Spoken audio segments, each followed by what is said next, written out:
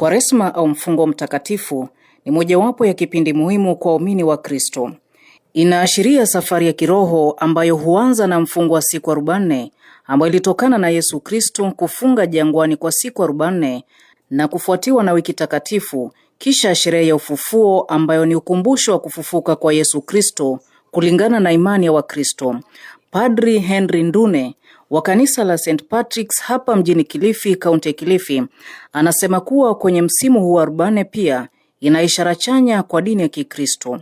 Katika kipindi cha Kwaresma, idadi kubwa ya waumini huhudhuria misa, kuomba, kuimba na kusoma Biblia, wakijikita katika kuomba msamaha na kurejesha maisha yao kwa Mungu.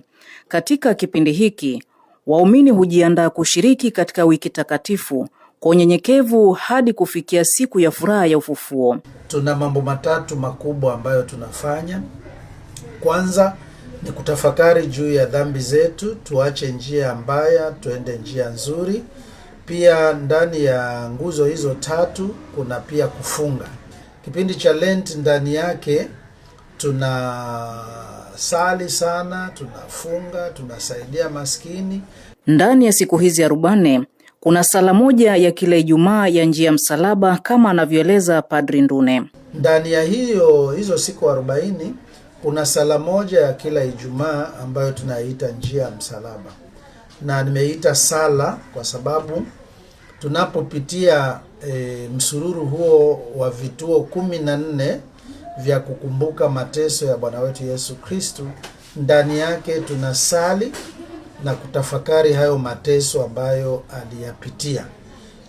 Alafu pia ndani ya hiyo sala tunatafakari pia vifungu vya Injili. Injili tunajua ni 4. Kwa hivyo tunatafakari zile aya ambazo zinataja hayo mateso 14. Wiki ya mwisho kitakuwa kile ambacho huwa tunaona kwa vyombo vya habari mara nyingi, watu wanaenda barabarani kutembea na padri wao ama askofu siku ya Ijumaa Kuu. Kwa hivyo hiyo ndio tunatamatisha njia ya msalaba, lakini pia baada ya Pasaka watu wanasali pia. Ukitaka kusali njia ya msalaba unaisali kama sala. Padri Ndune pia ananielezo muhimu wa njia ya msalaba na sababu ya kuvaa mavazi ya zambarau au purple msimu huu wa Pasaka. Nguzo 2 tunatafuta. Kwanza tunatafuta msamaha wa dhambi zetu, na pili tunatafuta msamaha wa roho ambazo tunaita ziko toharani, zinangojea kusafishwa na kwenda mbinguni. Kila rangi ina maana yake. Kwa mfano, rangi nyekundu ni danger, inamaanisha kuna damu hapo ilimwagika ama itamwagika. Kijani kibichi ni alama ya uhai. Green ndio sababu hata barabarani unawashiwa rangi ya kijani kibichi taa na unaenda.